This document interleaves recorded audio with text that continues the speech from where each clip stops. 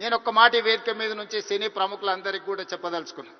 రాష్ట్ర ప్రభుత్వం కఠినంగా కనిపిస్తుంది, కానీ మిమ్మల్ని అభిమానంగా చూసుకుంటుంది. మీ అభివృద్ధికి 100% తోడ్పాటును అందిస్తుంది. ప్రభుత్వం నడిపేటప్పుడు కొన్ని నిర్ణయాలు తీసుకున్నా అది మిమ్మల్ని ప్రోత్సహించడానికి, మిమ్మల్ని అభినందించడానికి, మీకు సముచితమైన స్థానం కల్పించడానికి ఈ రాష్ట్ర ప్రభుత్వం ప్రయత్నం చేస్తుంది.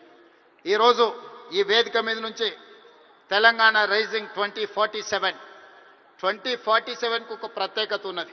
ఈ దేశానికి స్వతంత్రం వచ్చే 100 సంవత్సరాలు 2047లో మనం పూర్తి చేసుకోబోతున్నాం.